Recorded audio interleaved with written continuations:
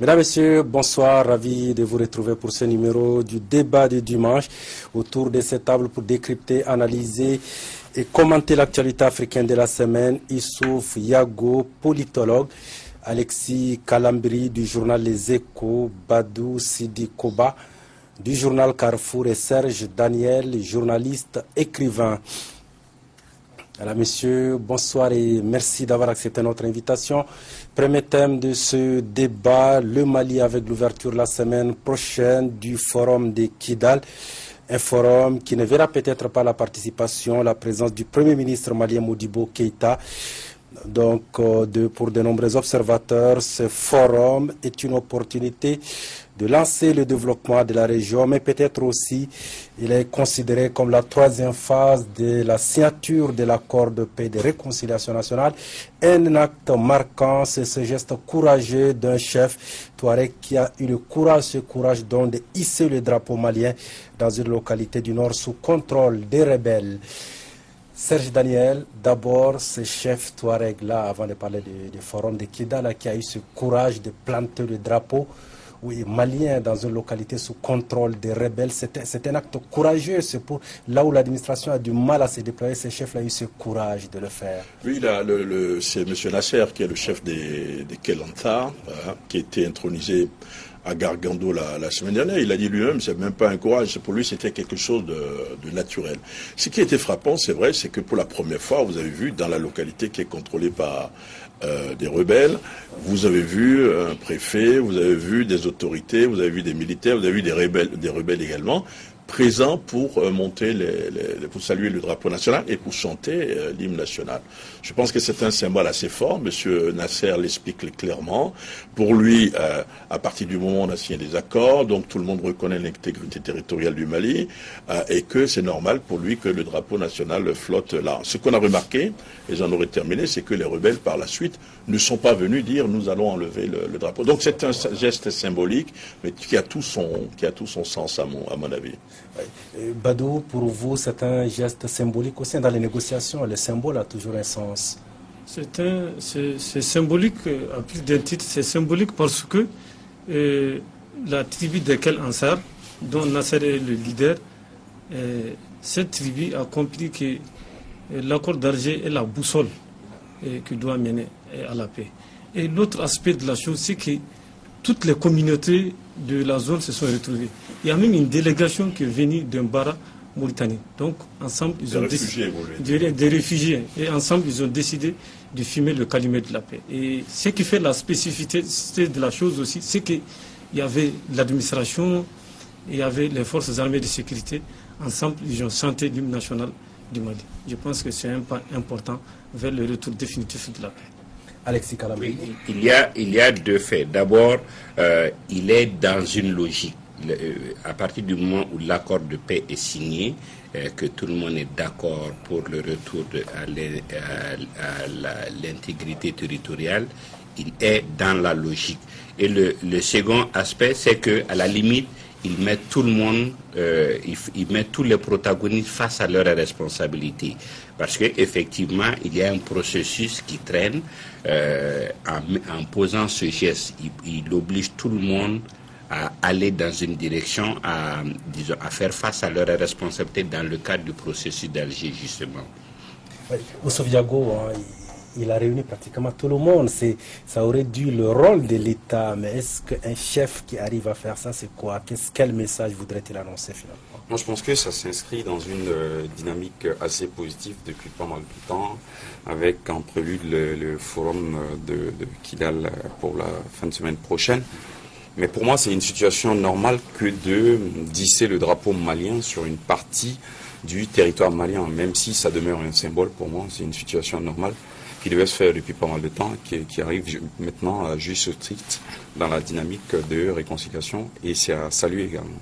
Je voulais ajouter M. Nasser a qui est le chef traditionnel des Kelensa, a précisé, pour montrer que c'était pas un geste téléguidé par le gouvernement ou par des gens.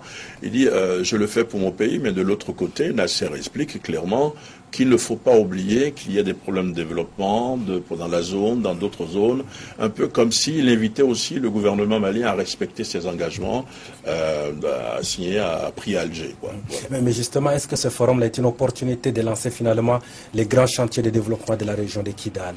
Je pense que c'est un plus, mais il y a eu beaucoup de commentaires avant forum. J'espère que le forum aura lieu. S'il a lieu, nous serons, j'espère aussi avec Alexis pour une fois là-bas, parce qu'il n'est pas tellement courageux, l'ami Alexis. Non, je suis allé souvent, mais bon, ça coïncide avec Pâques, je ne peux pas aller. Mais voilà, c'est une belle excuse. Mais le problème, c'est qu'il n'a jamais été, à mon avis, question de voir le Premier ministre là-bas.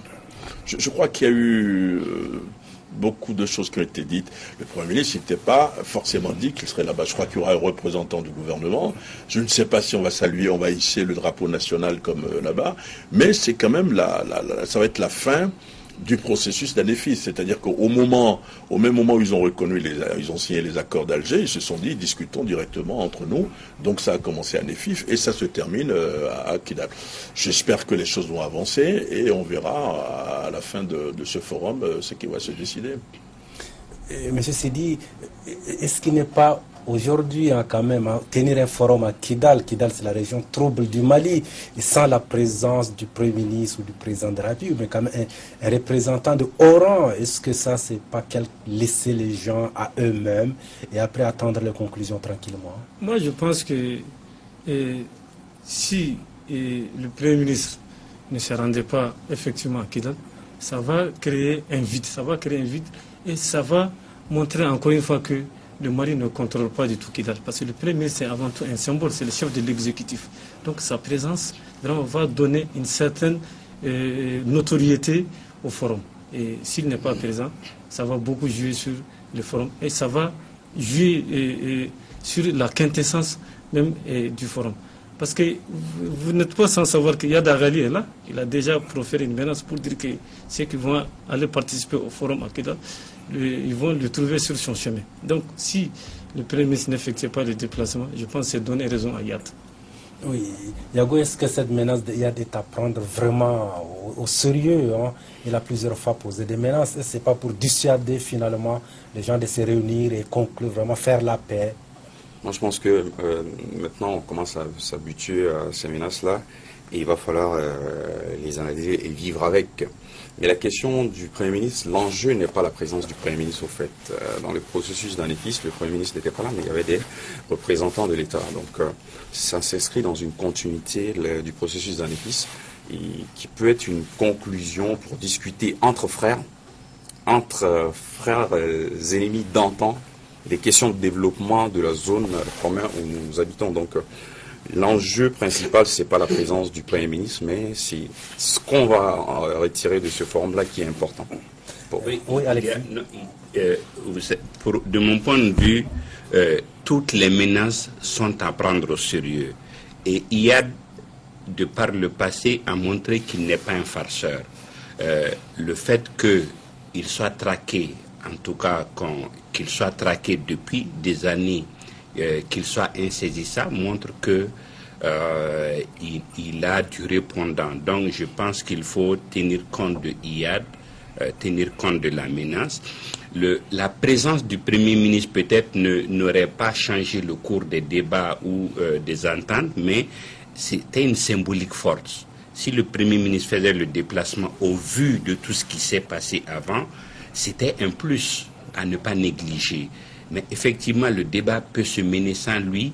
Le fait que d'autres membres de l'administration soient présents, et comme disait Sersi, par chance, on commençait par l'hymne et le drapeau, c'est une forte symbolique. Mais encore une fois, si le Premier ministre faisait le déplacement, c'était un plus, et ce n'est pas à négliger au vu de tout ce qui s'est passé avant. Ouais, Moi, je oui, verrais par exemple le gouverneur de région qui a une résidence plutôt à Gao actuellement. C'est vraiment un symbole. Si le Premier ministre va là-bas, ce serait pour la photo, si vous voulez. C'est vrai ce que vous dites. C'est pas parce qu'il va là-bas, c'est pas parce que le Premier ministre se rend au forum que le Mali contrôle Kidal. Ce n'est pas du tout ça. Il y a un symbole qui peut être... l'État peut être représenté par un ministre, par un gouverneur. On sait qu'il y a des responsables de l'aménagement de la communauté internationale qui se rendront à Kidal. Mais c'est quand même pour moi une avancée, une nouvelle avancée vraiment vers la paix. Encore une fois, que chacun respecte les engagements qu'il a signés. Oui, Sidi, le Premier ministre, on a toujours parlé, ira-t-il à Kidal ou pas, mais pourquoi ce silence autour de lui? On ne communique pas assez, pourquoi? Et Serge l'a souligné, le gouverneur de Kidal, le président, il réside à Gao. Finalement, on se rend compte que la région de Kidal fait peur. Effectivement, du côté du gouvernement, c'est l'omerta.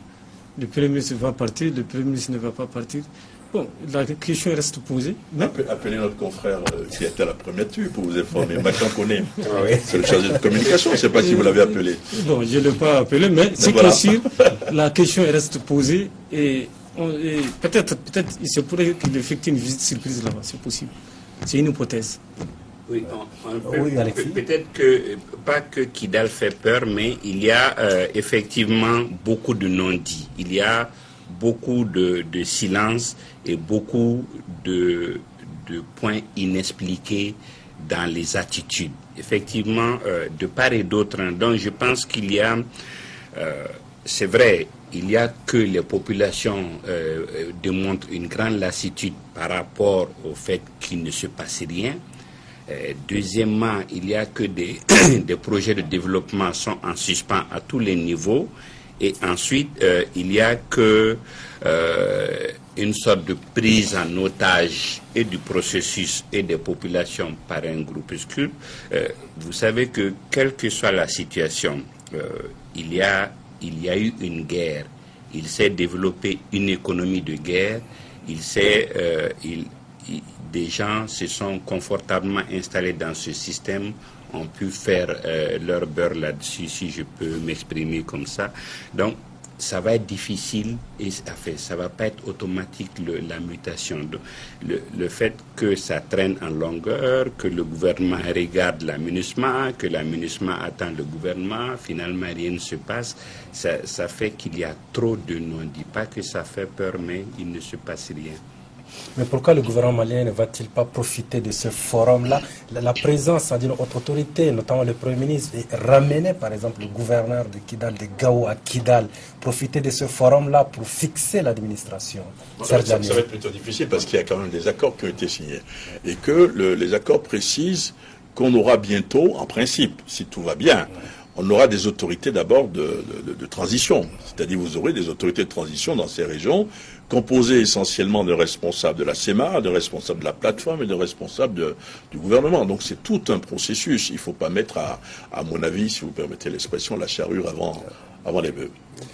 Oui, c'est une question de méthode, quoi. Il faut juste respecter les stipulations de l'accord et aller dans cette cadence-là. On peut penser à un instant que Kidal... c'est une zone à part, mais à cette allure-là, je pense qu'on avance vers quelque chose de positif et il ne faut pas précipiter les choses pour tout gâcher, si je puis m'exprimer ainsi. Mais est-ce que ce forum ne va pas déboucher sur des éléments de conclusion qui vont se rajouter à l'accord? Est-ce que de quoi vont-ils parler finalement au cours de ce forum? Développement, est-ce qu'ils ne vont pas rajouter d'autres points à l'accord, des points qui devraient être pris en compte? Développement, oui, peut-être d'autres points seront rajoutés, mais cette fois-ci, discussion entre frères, c'est ce qui est important. Il fut un temps où le Gatia et le consort ne pouvaient pas aller à Kidal et vice-versa. Aujourd'hui, c'est possible. Et s'asseoir pour discuter, c'est déjà un point positif. Je me souviens, en Côte d'Ivoire, c'était la même chose. Et le président Laurent Gbagbo ne pouvait pas se rendre dans la zone rebelle et vice-versa. Mais arrivé à un certain moment, on a pu apaiser les choses et trouver une solution définitive à la question. D'accord. Deuxième point de ce débat après Bamako, Ouagadougou. C'est Grand Bassam, la station balnéaire ivoirienne qui a été victime d'une attaque terroriste dimanche dernier. De nombreux hommes armés ont ouvert le feu sur une foule, bilan 19 morts et plusieurs blessés. Une attaque revendiquée par AQMI. Serge Daniel, on a vu plusieurs chefs d'État africains et des ministres français ont fait le déplacement à Abidjan pour exprimer leur solidarité aux autorités ivoiriennes. L'attaque a été revendiquée par AQMI. C'est quoi? AQMI est en train de s'implanter durablement. Oui, je crois que ça, c'est pas du tout. Il y avait déjà le Mouzao, qui était le mouvement pour le djihad en Afrique de l'Ouest. Et on avait quand même, il faut pas l'oublier, Ben Mokhtar, qui était devenu à un moment le chef d'El Mirabitoun en Afrique de l'Ouest. Donc, vous avez AQMI qui est à la tête. Donc, les autres sont des unités combattantes d'AQMI. Ça prouve que AQMI est en train de s'installer partout. Il y avait quand même, on se disait déjà qu'il y avait des cellules dormantes un peu partout, donc ce n'est pas du tout étonnant. Mais en termes de réflexion, je voulais faire deux observations. On constate que ce soit lors des attentats de Bamako, de Ouaga et de Grand Bassam, qu'ils ne sont pas nombreux. Ils sont 3 ou 4. Et la deuxième observation, c'est que, dans un premier temps, on se trompe toujours sur le nombre. Vous vous souvenez, à Bamako, on avait dit qu'ils étaient 7. À Ouaga, à un moment, on a dit qu'ils étaient 6. Alors, on se trompe toujours sur le nombre. À Grand Bassin, on avait pensé qu'ils étaient 6. 7, exactement. Alors, ça veut dire qu'ils sont quand même assez bien organisés. Là, une capacité d'infiltration. Vous avez vu les photos, vous avez 2 combattants d'AQMI et un combattant de Al-Mirabitoun. Ça prouve également, parlons d'Al-Qaïda au Maghreb islamique, que dans cette région du Mali, que Al-Qaïda au Maghreb islamique demeure la principale force et que tous les autres mouvements, je suis tenté de le dire, c'est-à-dire le Mirabitoun, le FLN, en Sardine, que tous ces autres mouvements sont s'agripper autour. Vont s'agripper, mais ce sont plutôt des katibas, c'est-à-dire des unités combattantes, que ces mouvements ont fait allégeance à Al-Qaïda au Maghreb islamique.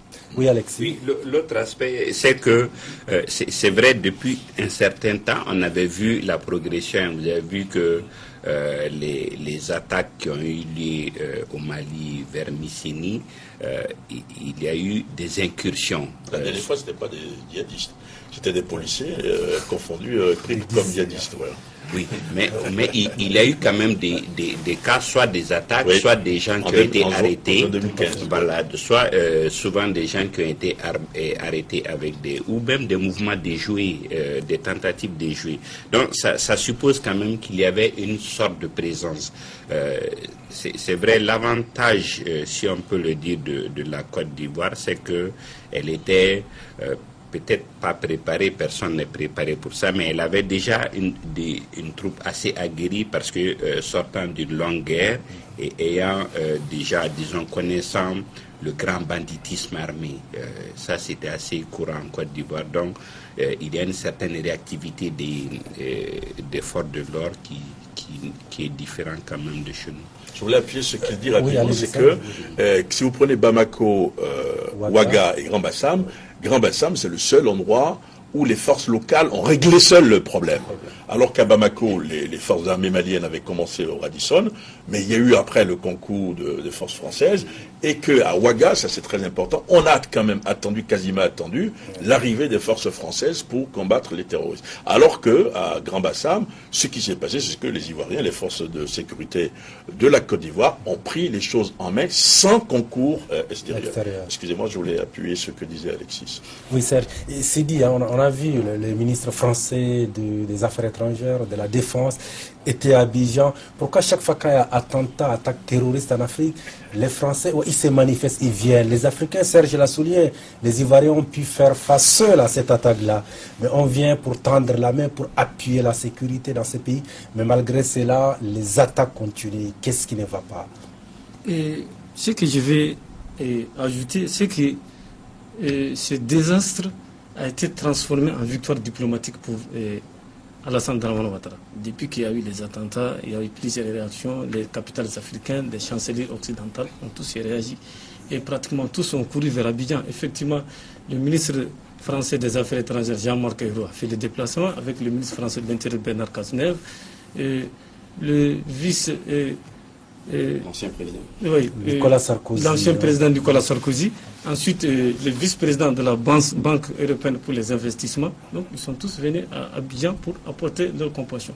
Histoire de dire aussi que la Côte d'Ivoire, quand même, économiquement, c'est un pays qui a un grand poids en Afrique de l'Ouest, car c'est 40% de l'économie de la zone IMO. Donc, il y a tout ça qui font que la Côte d'Ivoire intéresse à plus d'un titre les Occidentaux.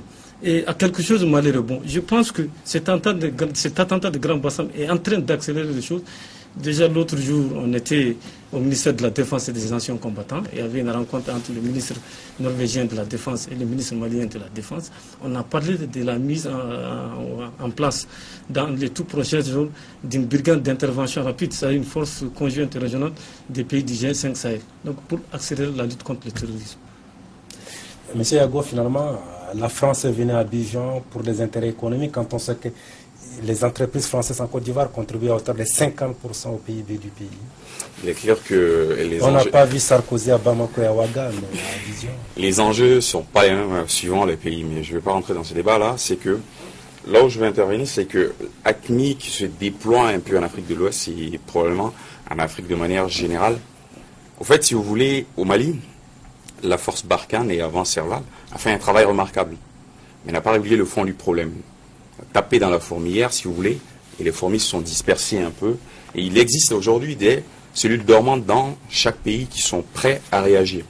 Aujourd'hui, l'objectif, grosso modo, c'est pas de maîtriser ou de juguler définitivement la menace. C'est d'avoir cette capacité de résilience et cette capacité de réaction rapide des forces qui est importante. Et donc la Côte d'Ivoire a démontré à suffisance avec ces unités opérationnelles comme la FRAP, l'UIGN, CECOS. C'est très bien et j'espère qu'il se passera la même chose dans d'autres pays de la sous-région. Vous parlez des intérêts, ça c'est très important, si je puis me permettre. Les intérêts. Merci. Vous voyez ce qui s'est passé, Sarkozy, quand il est allé là-bas. La France n'a pas demandé à ses ressortissants de ne plus aller là-bas. La Grand Bassam n'a pas été déclarée zone rouge, alors que dans d'autres pays, on a décrété des zones rouges, donc ce sont des rapports de force. L'économie ivoirienne est la première, vous l'avez dit tout à l'heure, le taux de croissance est quasiment de 8%. Oui. C'est un pays fort, c'est quasiment le seul pays qui exporte plus qu'il n'importe. Ça, c'est très important. Et puis, il y a des intérêts. Il y a environ, je crois, 15 000 ressortissants français là-bas. Lorsque vous dites pourquoi les milices françaises sont allées là-bas, il y a la solidarité entre les pays, mais également, ils ont une communauté importante là-bas. Oui, il ne faut pas non plus négliger l'aspect, disons, oui, la réactivité et disons, les signaux que le président lui-même a donnés. Disons, pratiquement le lendemain des attaques, il a décrété des mesures de sécurité et d'accompagnement économique pour les entreprises touchées et il a tenu un conseil des ministres à Bassam. Je sais qu'il y avait beaucoup de séminaires et de rencontres qui étaient prévus à Bassam, qui ont eu lieu. Ils n'ont pas été annulés parce que justement tout de suite le gouvernement a donné des signaux forts allant dans le sens que nous maîtrisons, il n'y a pas péril à la demeure. C'est très important de ne pas laisser le temps passer. Il y a, si je peux me permettre, merci. Il y a quand même une communication maîtrisée après les événements. Donc, Conseil des ministres dont vous en avez parlé, après, l'enquête a quand même rapidement évolué. Et le problème, c'est que la presse a été rapidement informée. Vous avez 4 suspects qui ont été arrêtés. On sait que des téléphones ont désormais parlé. Ils sont en train de faire une reconstitution parfaite des faits. On sait probablement d'où viennent ces... Donc ça rassure, si vous voulez, quelque part la population. En plus, le ministre de l'Intérieur, de la Sécurité, M. Bakayoko, M. Ahmed, a monté au créneau. Vous savez que chaque fois qu'il y a des attentats dans des pays ou dans des capitales, il y a des rumeurs. Donc, la rumeur tue l'information. La rumeur fait peur. Parce que la rumeur déstabilise. Donc, il y a eu des communiqués qui ont été pris pour dire attention à ceux qui vont favoriser, ceux qui vont alimenter la rumeur, seront arrêtés, seront punis par la loi. Je pense que la Côte d'Ivoire a bien maîtrisé l'après-attentat. C'est dit, est-ce que maintenant, il ne va pas falloir aux États de coopérer militairement, les renseignements de façon, de manière la plus forte? On a vu, c'est une ceinture, on voit Bamako, Ouaga, Abidjan et bientôt. C'est même une hydre, c'est une hydre qui est en train de s'étendre un peu partout. Je pense que je disais au début qu'à quelque chose de malheureusement, les autorités ivoiriennes ont pris la mesure du danger et ont dit qu'il faut une synergie d'action entre les pays de la sous-région. Il faut que les pays de la sous-région partagent les renseignements. Et je disais aussi que l'autre information, c'est que dans les tout prochains jours, les pays du G5 Sahel vont mettre en place une force conjointe qui sera une sorte de brigade d'intervention rapide. Bon, c'est une hypothèse probablement qui va intervenir dans le nord du Mali, parce que le nord du Mali reste quand même l'épicentre du terrorisme. Et si cette force intervenait dans le nord du Mali, s'il y a une sorte de sa tanière, si on l'amène à la CPU comme Bosco-Ntaganda et du M23, je pense que les choses vont marcher. Mais il y a deux choses, oui, Alexis. il y a deux choses qui sont importantes à ce niveau. Hein. C'est vrai, la capacité à coopérer dépend de la sincérité de tout le monde. À un moment, il a été dit que la Mauritanie avait pratiquement un deal avec AQMI pour qu'il n'y ait pas d'attaque sur son territoire, mais c'est grave. C'est vrai que les autorités ont démenti, mais on n'est pas allé au-delà de ça, et effectivement, les faits prouvent que la Mauritanie est épargnée quand même. Épargnée, la presse mauritanienne est toujours la mieux informée par rapport à tout ce qui se passe. Donc, ces faits peuvent freiner, disons, le partage d'informations, ou du moins, en tout cas, parasiter le réseau. Il faut au départ une confiance totale et une collaboration sincère entre les gens. Moi, je ne crois pas qu'il y ait un deal. Allez-y, je vous ai coupé. Je vous en prie, allez-y. Non, Serge, allez-y, on lui donne la parole. Je ne sais pas s'il y a un deal entre la Mauritanie et AQMI, ça m'étonnerait, parce que la règle, l'histoire a quand même prouvé qu'AQMI ne respecte jamais ses deals. Est-ce que vous voyez, il ne respecte jamais ses deals. À un moment, dans le nord du Mali, c'était vous restez là, mais vous ne commettez pas d'attentats, vous ne commettez pas de rapt d'occidentaux. Mais qu'est-ce qu'ils faisaient dans le nord du Mali? Ils étaient dans le nord du Mali, ils laissaient les touristes arriver à la frontière avec le Niger, ils les prenaient et ils les ramenaient. Donc ils sont quand même, ils sont très astucieux. Mais comment expliquer que la Mauritanie est relativement épargnée? Depuis un moment, c'est-à-dire, ils ont un dispositif sécuritaire impressionnant en Mauritanie. Il y a quand même des islamistes qui sont arrêtés, qui sont dans des prisons mauritaniennes. Vous parlez du G5, et je voulais en terminer.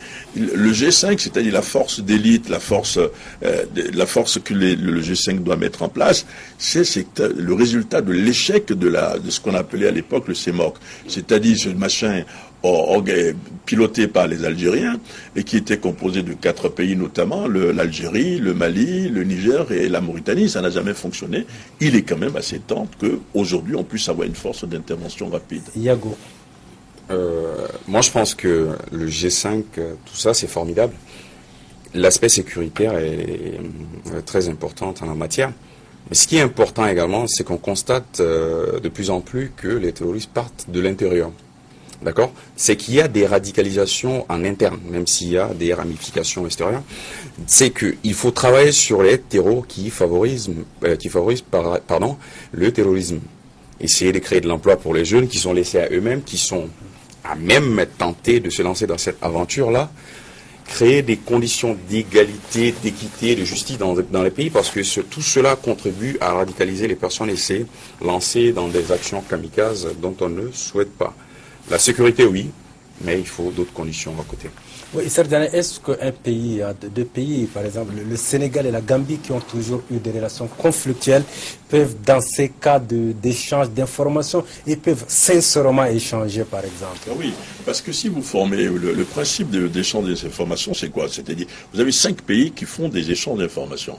Vous dites, le Sénégal et la Gambie n'ont pas toujours eu des relations fonctionnelles, mais s'ils sont 5 pays, c'est l'information que le Sénégal ne veut pas ou ne peut pas donner à la Gambie, un pays comme la Guinée peut donner l'information à la Gambie. Donc ce n'est pas du tout le problème. C'est-à-dire que la lutte contre le terrorisme sera globale ou elle ne le sera pas du tout. On l'a dit ici la dernière fois, je crois il y a environ un mois, lorsque vous voyez un président de la République qui a une garde prétorienne d'1 millier de personnes, donc 1 millier de personnes pour surveiller, pour veiller sur une institution, même si c'est le président de la République, on peut quand même, entre 5 États, former des troupes d'élite, 1 millier de personnes pour lutter quand même contre le terrorisme. Oui, mais la force qui sera mise en place par le G5, quand ces pays-là sont déployés sur d'autres fronts aussi, est-ce que c'est facile financièrement de tenir une telle force? On a vu les forces conjointes mises en place, le Tchad, le Cameroun, le Nigeria. Le Niger a de la peine à fonctionner, il y a toujours des problèmes financiers. Est-ce que le G5 peut parvenir finalement à avoir une force qui va lutter efficacement contre le djihadisme? Le G5 peut avoir une force efficace. Vous savez que la peine et la sécurité n'a pas de prix. La sécurité n'a pas de prix. Donc il s'agit. Mais il faut tenir compte aussi de la conjoncture économique du moment. Il faut tenir compte de la. On est à un niveau maintenant, c'est une question de survie. Voilà, c'est une question de survie. Ils ne vont pas déployer l'ensemble de leurs forces. Comme l'a dit Cheikh Dani, ils vont peut-être mettre en place des unités d'élite, des forces de réaction rapide susceptibles d'intervenir à temps dans un lieu donné.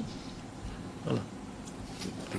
Oui, Alexis, vous voulez réagir? Oui, c'est une mutualisation.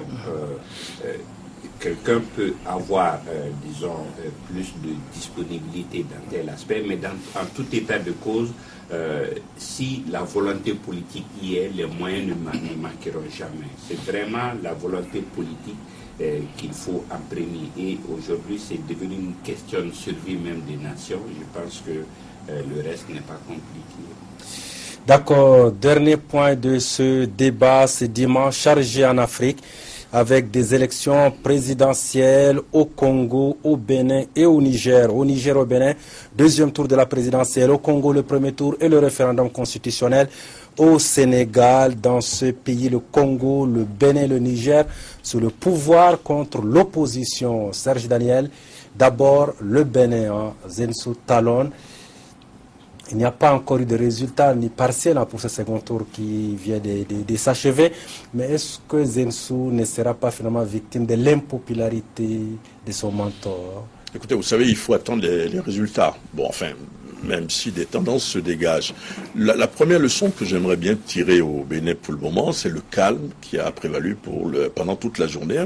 On a assisté à un calme, du moins quand on téléphone à Cotonou ou quand on écoute des médias. Ça, c'est le plus important. Maintenant, on pourra faire les analyses après, mais c'est vrai que le candidat Zissou était perçu quelque part comme le représentant de Yahi Boni. Vous avez quand même 17 ministres de Yahi Boni qui sont passés chez l'adversaire. Oui. Je ne sais pas si c'est d'ailleurs une rupture de voir 17 ministres du gouvernement Yahi passer à l'opposition, si vous voulez, pendant cette campagne. Il faut attendre, je suis un peu prudent, même si les tendances se dégagent. Ce qu'il faut saluer, c'est d'abord le calme, quoi. Voilà. Oui, quant aux tendances, je vous en parlerai après l'émission. Allez-y, oui, Alexis. Vous savez, comme il disait tout de suite, c'est vrai que Zensou, ce qu'on lui reproche fondamentalement, c'est de dire qu'il revendique l'héritage Yahi Boni. Il ne peut pas faire autrement. C'est à la limite, c'est lui qui l'a parrainé. Mais c'est pas tranché d'office parce que c'est vrai, les gens disent oui. La majorité des perdants du premier tour sont allés avec Patrice Talon, mais les grands partis quand même soutiennent Zensou. Donc, et si vous avez suivi le débat, le face-à-face entre les deux, à la limite, il avait de la prestance, il était très bien structuré. Zensou était vraiment, c'était admirable comme débat. Donc je pense que ce n'est pas tranché. Il est assez neuf, c'est vrai. Il est bon, je ne dirais pas politiquement vierge, mais en tout cas, sur ce plan, heureusement, on n'a pas pu l'attaquer. On a juste reproché l'héritage de Yahi Boni. Oui, M. Yago, entre Zensou et Talon, finalement, tous ont presque collaboré avec Yahi Boni. Finalement, c'est comme si on demandait aux Béninois de choisir entre le cancer et le sida. Qu'est-ce qu'il faut choisir? Non, la peste et le choléra. La peste et le palu, éventuellement. Ils ont tous collaboré à un moment donné avec Yahi Boni, donc... Est-ce que les arguments de Talon tiennent? L'argument de Talon ne tient pas du tout. Il a financé la campagne, paraît-il, de Yahi Boni en 2006. Ils sont en rupture de banc. Il se met comme candidat aux élections présidentielles. C'est quelque chose de remarquable déjà qu'il arrive au deuxième tour. Mais il ne faut pas penser que les jeux sont déjà faits. Ce serait se tromper que de penser cela, parce que souvent, les ralliements les électeurs ne suivent pas les ralliements. Les électeurs de nos jours sont des électeurs rationnels. Oui, les 4 poursuivants sont quand même des grands gabarits. Hein, oui, c'est des grands gabarits. Disons que Adjavon, qui avait 18-17%, supposons que 10% de Adjavon partent vers Talon, et les 8% ne vont pas suivre forcément. Et il y a des indécis qui n'ont pas voté, qui peuvent faire changer la donne. Donc tout n'est pas perdu pour Zinsou. Et je pense qu'il peut créer la surprise. Cher ami, comme je vous l'ai dit, après l'émission, on donne les tendances. Il peut créer la surprise. Il y a des tendances que vous n'avez pas. Sidi, si vous avez regardé le face-à-face... J'ai regardé le face-à-face. Oui, c'est quand même admirable de voir 2 opposants en face qui ont gardé leur calme, qui ont parlé, chacun a défendu ce qu'il va faire. C'est quand même la démocratie béninoise qui est en avance. C'est une passe d'armes entre des leaders, n'est-ce pas, qui sont soutenus par 2 grands courants. Vous savez, Émile Denis Zinsou, il est soutenu par les forces Kori pour un Bénin émergent, n'est-ce pas? Oui. Et c'est Lionel Zinsou, je fais toute cette erreur, donc, qui est soutenu par les forces Kori pour un Bénin émergent, et qui est incarné par un homme qui s'appelle André Mbedji. André Mbedji, c'est quelqu'un quand même qui a beaucoup marqué la vie politique béninoise. Et deuxièmement, c'est que Lionel Zinsou, c'est vrai qu'il n'a pas beaucoup vécu au Bénin. Il a tout le temps vécu en France. Il a même travaillé dans le cabinet de Laurent Fabius, tout ça, c'est vrai. Mais c'est quelqu'un quand même qui incarne un certain changement par rapport à Patrick Talon. Des Béninois disent que si Patrick Talon vient à prendre le pouvoir, ce serait un pouvoir affairiste. Parce que Patrick Talon est soutenu par exemple par des gens comme Sébastien Adjavon, qui est le propriétaire de CKTV, tout le monde le sait, par Koupakou et par l'autre là, Ablaye Biotchani. Donc ça veut dire que pour le moment, comme l'a dit mon collègue là, les 2 ne sont pas prêts parce que la conquête du palais de la Marina ne sera pas facile. C'est au Niger qu'il n'y aura pas de débat. Oui, Alexis. C'est vrai que c'est assez compliqué en ce sens que on a quelqu'un qui est beaucoup issu du milieu des affaires, les 2. Milieu des affaires... pratiquement le 2. Hein, oui, non, mais c'est différent. L'autre est financier. C'est différent. L'autre est issu du milieu des affaires qui a blanchi sous le harnais au Bénin, qui est soutenu par le milieu des affaires, qui a financé des leaders politiques aujourd'hui qui descendent dans l'arène. Et puis on a quelqu'un qui surgit à la dernière minute, qui a fait ses preuves à l'international, dans la finance internationale, qui vient, mais à la limite, autant peut-être l'autre peut traîner des casseroles, mais ils ont quand même réussi dans la communication à le montrer comme un homme neuf, et celui-là qui vient, qui n'a pas de passif au pays, on le montre comme, disons, pion de l'extérieur de la France. Mais dès sa prise de fonction en tant que Premier ministre, Lionel Zinsou, les Béninois ont tendance à penser qu'il est imposé par les Occidentaux, par la France. Est-ce que cela ne lui colle pas toujours à la peau? Non, je ne pense pas. Lionel Zinsou, quand même, c'est le fils d'un ancien président. C'est le fils d'Émile Denis Zinsou. C'est le neveu d'Émile Zinsou qui a été président du Dahomey, quand même, et qui a été président de la francophonie, qui a été secrétaire général de la francophonie. Ça veut dire que ce n'est pas un étranger. C'est quand même un faux débat. Oui, c'est un Béninois. Il est certes franco-béninois, mais c'est un faux débat en Afrique que de penser. Personne ne se posait la question de savoir si Sarkozy était hongrois ou pas. La question ne se pose pas. S'il peut apporter quelque chose au pays, laissez-le se présenter calmement. C'est un faux débat, il faut travailler sur les programmes et laisser... D'accord, ce dimanche a été également marqué par le second tour de la présidentielle. Au Niger, Issoufou part presque seul. Serge Daniel, à Mamadou hospitalisé. L'opposition appelle au boycott du second tour. Est-ce qu'elle n'est pas en train de donner la clé du pouvoir à Issoufou? Écoutez, Alexis n'était pas là la semaine dernière, j'ai parlé un peu en son nom, je me suis caché derrière lui pour dire que, en fait, le vainqueur déjà de l'élection, c'est plutôt celui qui a été transféré à Paris, c'est Hama, parce que c'est lui qui a créé l'événement, c'est-à-dire voilà quelqu'un qui était en prison au premier tour, il n'a pas voté. Alors, le juge avait dit, il n'est pas question pour moi de statuer sur une liberté provisoire avant le deuxième tour. Et finalement, entre les 2 tours, il tombe gravement malade dans sa prison. Et il est évacué, avion médicalisé, donc aux petits soins de la République, cette République qui ne voulait pas le libérer. Il y a un goût d'inachevé dans le processus électoral au Niger, de mon point de vue.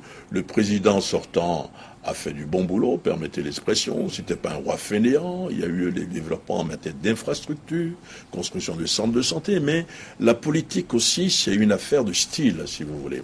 Je crois que l'affaire Hama a été très mal emmancée, très mal emmancée. Voilà quelqu'un qui est accusé quand même de faits graves, quelqu'un qui est accusé de faits graves dans son pays, qui arrive deuxième aux élections. C'est peut-être parce que les électeurs ne croient pas à ce qu'on lui reproche. Excusez-moi de parler comme ça. Donc, ils ont mal géré, à mon avis, l'affaire Hama. Donc, le premier vainqueur sera le premier vainqueur pour moi, c'est Hama.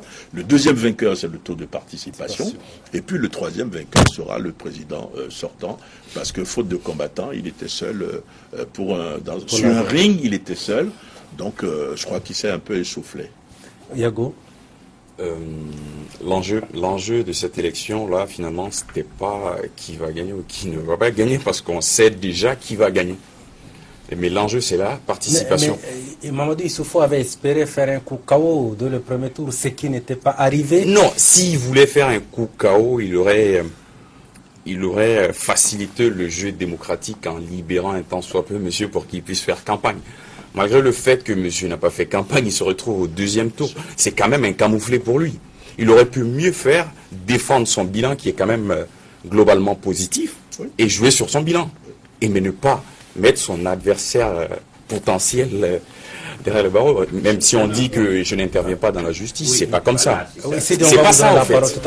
Alexis. Il y a que le jeu démocratique a été respecté en ce sens que on a laissé la justice décider seule. Et deuxièmement, je pense que difficilement on pourrait parler brandir cette fois-ci quand même le taux de participation comme un élément en faveur ou en défaveur de quelqu'un. Si vous avez remarqué, généralement le taux de participation au deuxième tour déjà chute parce que premièrement, soit les uns et les autres pensent que c'est déjà plié, donc ce n'est pas la peine d'aller voter, ou deuxièmement, on s'est tellement battu au premier tour que tout le monde est déjà essoufflé et la campagne n'est pas comme au premier tour. Donc dans ce cas précis, je pense que le taux de participation n'est pas un indicateur. Mais en plus, c'est vrai, le pouvoir s'est laissé piéger par le jeu de l'opposition. Hama qui n'a pas voulu désister, qui a maintenu sa candidature, après on dit boycott, parce que dans tous les cas, le taux de participation allait chuter et chacun, c'est sûr que l'opposition aura cela comme un argument en disant c'est de notre fait s'il y a eu chute du taux de participation. Ouais, c'est dit en appelant au boycott du second tour de la présidentielle, c'est que l'opposition nigérienne ne s'inscrit pas dans le défaitisme. Ils se disent, bon, tiens, on sait qu'Issoufou va passer, laissons-le passer. Non, l'opposition nigérienne ne s'inscrit pas dans la défaite. Je ne pense pas. Vous savez que cette élection est une élection qui est digne de l'époque soviétique. Vous ne pouvez pas aller à des élections avec quelqu'un qui est dans un lit d'hôpital. Ce n'est pas possible. Ça devient de la comédie. Malheureusement, l'Afrique a toujours été quelque chose. L'Afrique a toujours été un continent où on voit un peu de tout. Non, mais c'est pas la faute quand même. C'est la faute à l'opposition pour qu'ils n'ont pas choisi quelqu'un d'autre. Mais non, mais c'est lui qui incarnait. C'est lui qui est arrivé au deuxième tour. Oui, il fallait décider dès le premier tour. Hein. Non, mais tout en sachant qu'à Mamadou, il est sous le verrou, il y a plusieurs choses qui pèsent sur lui. Mais il avait les arguments solides pour contrarier un peu le président sortant. Donc c'était le candidat idéal pour faire face à Issoufou.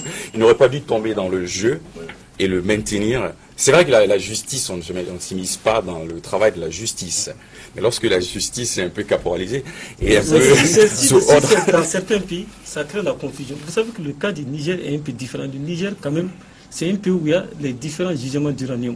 Par exemple, il y a le gisement d'uranium d'Imouralem, qui est l'un des gisements d'uranium les plus importants au monde. Donc, la communauté internationale ne laissera pas le Niger basculer dans la confusion. Sinon, si c'est dans certains pays, les gens allaient prendre les armes. Parce que ça, ce n'est pas une élection. L'assise du président sortant, Issoufou n'est pas du tout en cause. À plus forte raison, ils ont remporté déjà les législatives. C'est-à-dire qu'ils ont la majorité à l'Assemblée.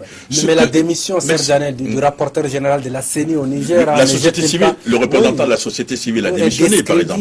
Alors, ce que je dis, c'est pour ça, je dis que dans le cas Hama, Il aurait fallu peut-être trouver une solution juridico-politique. Est-ce que vous voyez, pour permettre au processus d'aller normalement à son terme. Comment vous allez à une élection sans faire... On dit un match de boxe, il faut être deux. Mohamed Ali, moi je suis Mohamed Ali, lui il est Foreman, mais il faut être deux personnes sur un ring. S'il n'y a pas deux personnes sur un ring, ça sonne faux. Qu'est-ce que l'arbitre fait? Est-ce que l'arbitre se transforme en boxeur à ce moment? C'est pour ça que je suis persuadé qu'ils ont mal géré l'affaire Ama. De l'autre côté, je suis pas d'accord avec Alexis lorsqu'il parle du taux de participation. Je pense que ça sera une indication. Voilà. Est-ce que les gens vont se mobiliser en disant, bon, de toutes les manières, nous on va aller voter pour lui, mais ou bien les gens vont se dire, bon voilà, c'est terminé, de toutes les manières, c'est lui qui va passer. Voilà. Donc voilà, ça a été mal géré politiquement l'affaire Ama, de mon point de vue. Le combat s'est déroulé en déséquilibre total. Très bien. Voilà qui met donc fin à ce débat du dimanche. Merci à vous de l'avoir suivi. Passez d'excellents moments à notre compagnie. À dimanche prochain.